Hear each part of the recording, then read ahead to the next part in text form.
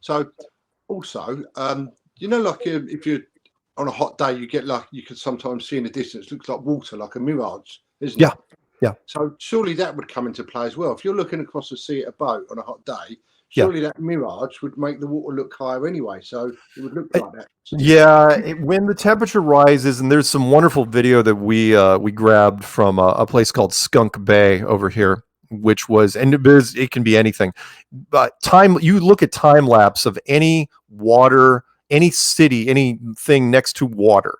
And what'll happen is it's not a full-blown mirage like superior or inferior mirages, especially superior. They go full-blown inverted, which is, you know, that whole desert mirage thing where you see water in the desert. But yeah, when the temperature rises and everything starts changing with humidity, it'll look like the sea has risen to the point where we've seen it's like, oh yeah, by the way, that town apparently is underwater. And it's not anymore. It's like, no, it's not necessarily a full-blown mirage, but it is an atmospheric effect. And it is kind of like an atmospheric lensing, or what is it called? Fata Morgana, I think, the Fata Morgana effect on top of it. So yeah, again, if you're going to be shooting long distance photography, you got to be patient, and you can't just go out one day and say, oh, this decides it. Go to the same place or multiple places and shoot multiple angles. I mean, which we've done for 8 years. So Mark, I'm just going to ask another quick question. So yeah, in a globe, obviously there's water all around us. Right. So for me, wouldn't water sink to a flattest point? Like if you had a round glass container and you filled it half up with water, yeah, it would sit flat, wouldn't it? Even if you put something in the middle, it's still going to sit flat around it. It's not going water will always water will always find its level. That is one of our t-shirts, actually, which is why everybody, I wasn't even the guy that came up with it. People just instinctively started going down to bodies of water to shoot long distance photography. I go, why are you shooting over water? They go, because water always lays flat. I go, oh yeah, that's pretty good. But to your point, what I love about the globe is, and something that people don't talk about is, remember, the globe is supposedly spinning at 1,000 miles an hour, right? Well, that, again, if you believe in the globe, that creates centrifugal force, which is the merry-go-round. You guys have merry-go-rounds there? I think you do. Yeah. Where you might call them something different. Where so on merry-go-round, surely, if that's spinning that way though, like if you were sitting on a roundabout merry-go-round, it wants to fly you out, doesn't it? Yeah. If you're on a round, you call it a roundabout. So. Yeah, or a carousel. Yeah, so at the edge of that carousel or whatever's spinning around, it's pulling, again, if it's moving, it's pulling you, you're having a hard time staying on the edge of that. Well, imagine what that would do to something with water. I mean, we've all driven in a place, right? This is why you put cups, lids on cups when you're driving with a liquid, right? Because you make a left-hand turn and your beverage, that's going. Right-hand turn, your beverage is going. You're going to spill it. So the question is, if you're on a globe that's moving at 1,000 miles an hour, I challenge anybody in science to go against this. It's like, wouldn't at the very least, wouldn't the centrifugal force pull a whole bunch of that water to the center of the globe? In fact, why is there land at all that's not underwater at the center of this thing? And you're just like, what do you mean? I go, well, think about it. You're going to use the argument of like Saturn's rings. Like Saturn has this ring of rock around it, if you believe in, that thing. Well, we should have a ring of water around ours. Our globe should only be a globe of the top and the bottom, and there should be a big band of water in the center of this thing, but it's not. It's absolutely uniform. In fact, why is there water at the North Pole and the South Pole at all? It shouldn't work like that. And yet nobody wants to question it. Gravity, their answer is, well, gravity's uniform, and again, because it's repeatable, kind of like the atmosphere question, where people I challenge people, I go, why it goes into circular logic, which is, if the vacuum of space is so strong, why is our atmosphere still here? And they'll say gravity. That's the only answer they can give. It literally is the only answer they have. It's gravity. I go, okay. And I go, why does it have to be gravity? Because if it wasn't gravity, we'd be dead. And it's like, that's the argument? Meaning it has to be gravity or we'd be dead. It has to be this magical molecular force that you cannot reproduce, that you absolutely know is a theory, right? Every scientist will tell you, oh yeah, we don't know what gravity is. We can only tell you what it does, right? You can drop something, it'll fall. We'll say that's gravity. I go, what is it? It's a magical molecular force that pulls things down to the center of a globe. And yet that same gravity, I'll give you the challenge real quick. I throw at people all the time. I go, fine.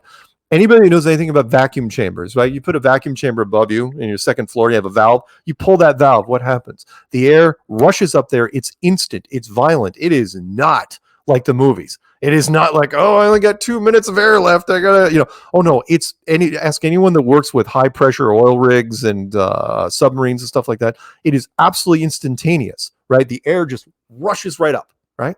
Equalizes. Pressure cannot exist next to non-pressure without a vacuum. It is a law. It's not a guideline. It's not a rule. It is a law of physics.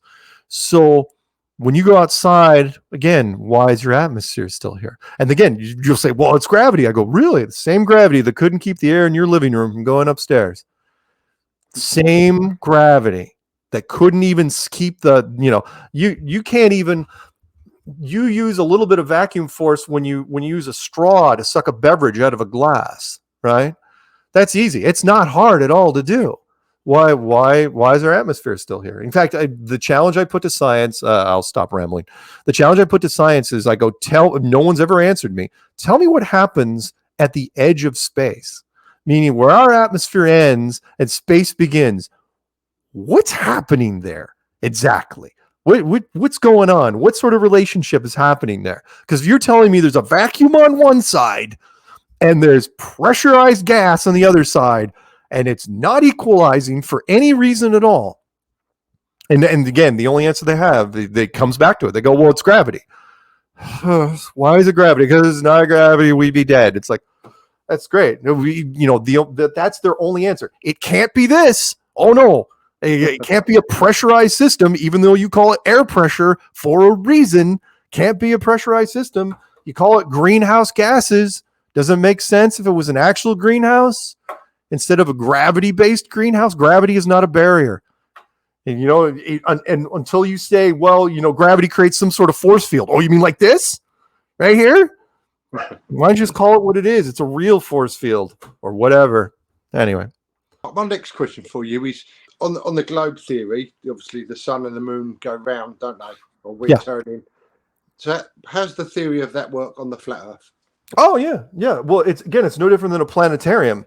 And I know planetariums date me. I don't know how old you are, but planetariums over here, I don't know what they call them over there, are just buildings where you go in and you get your eyes adjusted and they turn off all the lights and then they project the moon and the stars and the planets on the ceiling.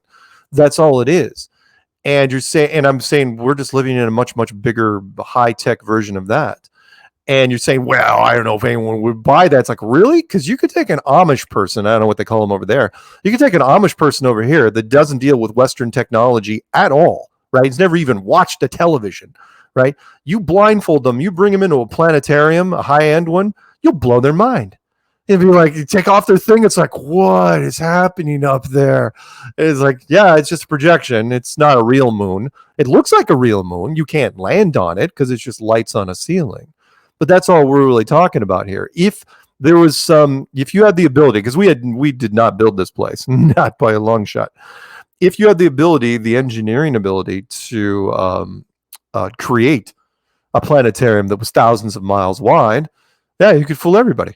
Well, almost everybody, except for the people that launched rockets and figured a few things out and then decided not to tell anybody about it.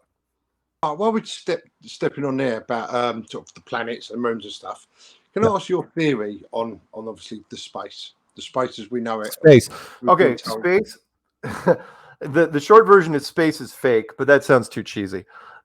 Space is part of the illusion. Everything that you see in the sky, the stars and the sun and the moon and the planets and everything, is just a giant ornamental clock system that predates language. That's all it is. Signs and wonders, and you can plant your crops based on it. You don't even have to have an alphabet to pull it off. And that's what people did for a long, long time. I mean, they knew what exactly what day of the week it was. Well, they didn't even have a calendar. They knew when things were just based on the sky. And I think that was very, very deliberate.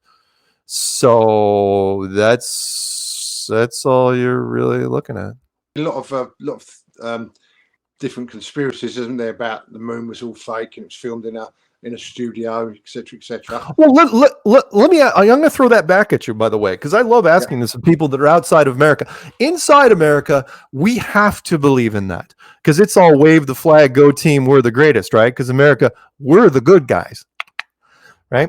However, everybody outside the United States, when I ask them, I say, "Hey, why do you believe the Americans went to the moon?" Right? Because nobody else went. Nobody even else tried to go to the moon except for the Americans. The Americans went 6 times, and then they were done. And in 1972, they said, "Well, this is boring. Nobody needs to go there anymore. Good night, everybody. Roll credits." And that was it. So like when I was asking students, I think it was Sweden, I said, why do you Swedish students, why do you believe the Americans went to the moon? And it's not just them, it's everybody. I know you're not old enough to remember, but they say, well, because it was on television and the American media would never lie. And I go, wow, you guys don't know us at all. Or we're so good at what we do, you haven't figured it out yet. The American media lie about everything all the time because for the greater good, for the empire. That's what we do.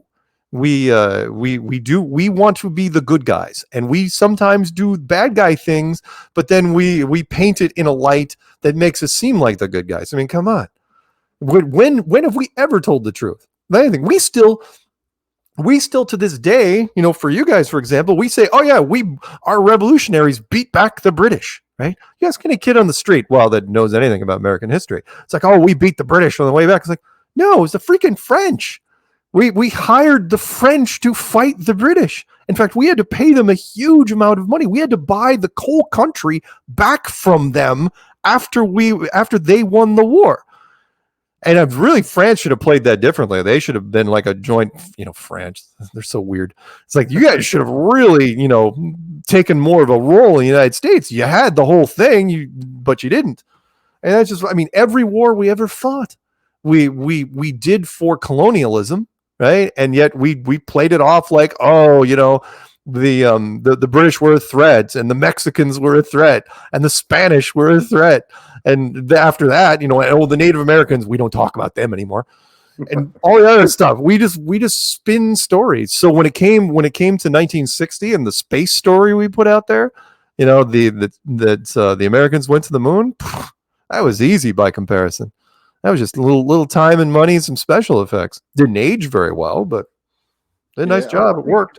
As modern technology's gone on now as well, and people can sort of see with the camera angles and stuff they've missed that they haven't filmed, it sort of makes a bigger picture, doesn't it? There's so much out there you can look into of like filming. Oh, well, Photoshop really changed everything. Photoshop is a blessing and a curse because Photoshop is exactly what it is. You can make anything with photos and you can dissect anything that is a photo.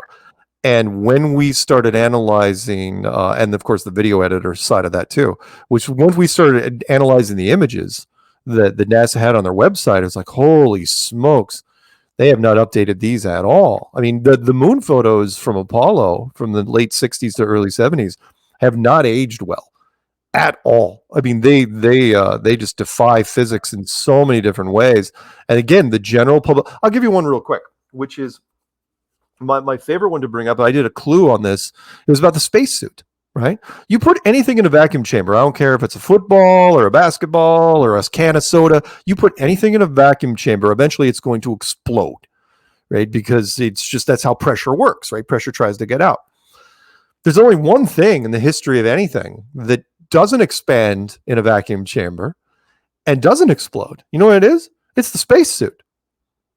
Well, how is that even remotely? In fact, again, the challenge I put out to people, is like, what in the backpack, because it weren't like they were hooked up to anything. They were just wearing this backpack. And it's like, okay, so the backpack does air and nitrogen, even though you don't want to talk about that, and heating and cooling, and it has the communication stuff. What's in that backpack that actually counteracts a vacuum? And no science nerd has ever written me and said, "Oh, this is what it is." It's like, they've gone so far. They know how problematic it is. Well, it's because it's a lower pressure. It's like, no, that makes it even worse. I go, any soft suit, any soft thing in a vacuum chamber will just expand and expand until it gets tight as drum, and then it's explode, right? But not the spacesuit. Nope. And again, no one will touch it. Yeah. No one will touch it. While we're talking about the sort of space and the rockets, what's your theory on the rockets they sent up, where actually, so to speak, people died in? Do you think that could have been something they sent up and sort of destroyed like a bomb, or do you think that never went up?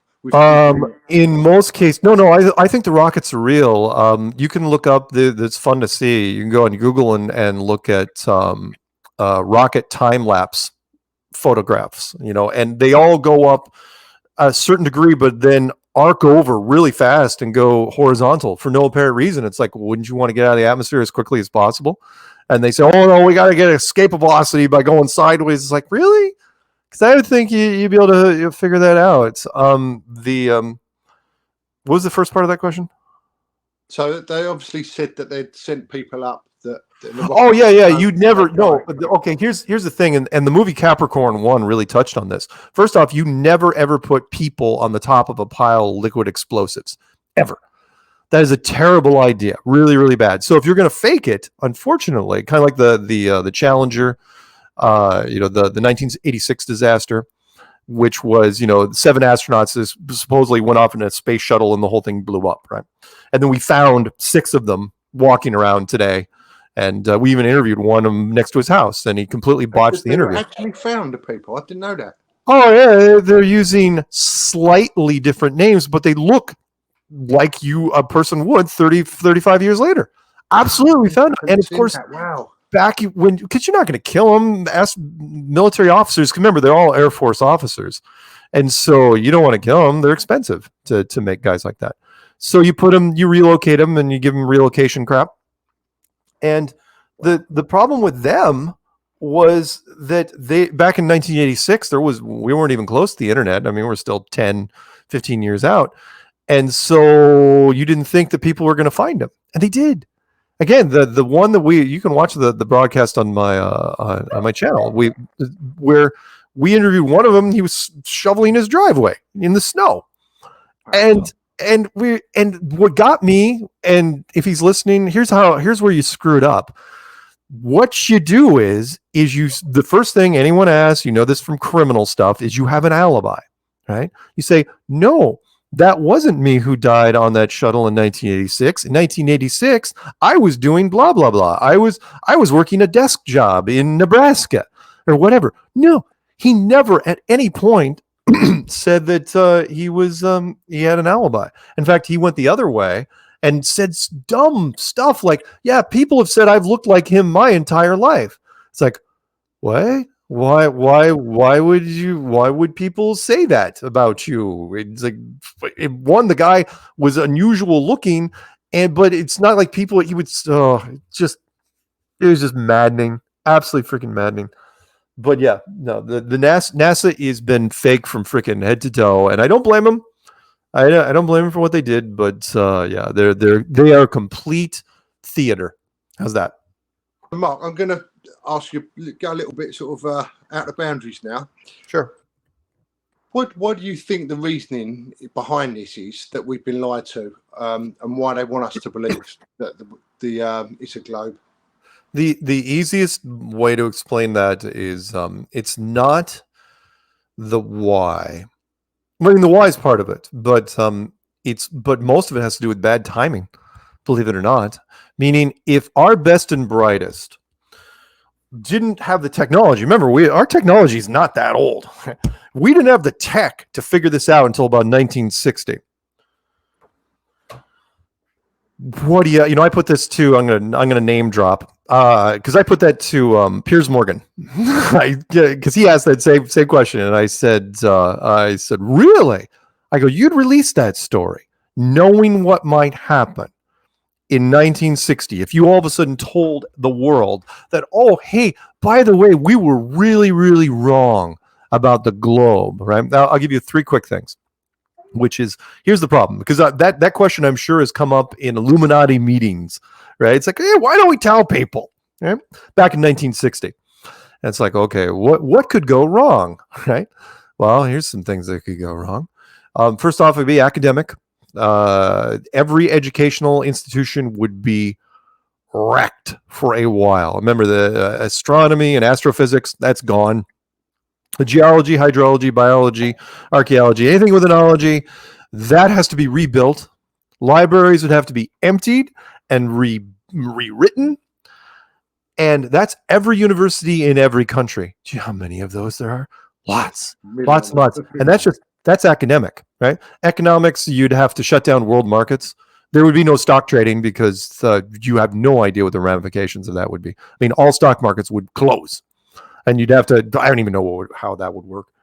But the big one would be religious, which would be, you're talking about, again, the 5 major religious houses of this world, Judaism, Hinduism, Buddhism, Islam, and Christianity, right? You're giving them all leverage against science simultaneously, and they make up 80% of the world's population. You're giving them license to beat on science, and that would end really badly because they would religion would never let it go. It's like, hey, so while we're on this whole globe thing, let's revisit some other things you guys were wrong about, like, I don't know, evolution and carbon dating and the Big Bang theory and dark matter and quantum mechanics and everything else, basically everything that you couldn't explain to us. Let's talk about that. And just opens up a big can of worms. Oh yeah, you'd never put that box is never closed again. And so I get it, right? In 1960, you have this discussion with people. Your people, and it's like, and somebody rattles off what I just said, and the guy at the end of the table would be like, yeah, so we're gonna keep this pretty much under wraps until we can figure out what to do with it. So again, I gotta remember that in 1947, that was when the whole Roswell thing came out, and that was just 13 years earlier, and people were panicking in 1947 when that came out, and that was just newspapers and a little bit of radio. We didn't even have television back then. So what, do you really let this thing out? No. I honestly, I put myself in the other people's shoes. I wouldn't have done it. How could you tell people? And even people in power don't take chances like that. And so here we are, 2023, and it seems to be gaining huge amounts of traction all over the place. I think they're kind of allowing that to happen because if they wanted to, they could have crushed us before it even started. And they didn't. They let this thing out. And I think they figured out a way to sort of introduce it into the population and maybe distract them with a couple other things that, I don't know. I understood why they did it, though, in 1960, and I agreed with it. I did. Yeah. So.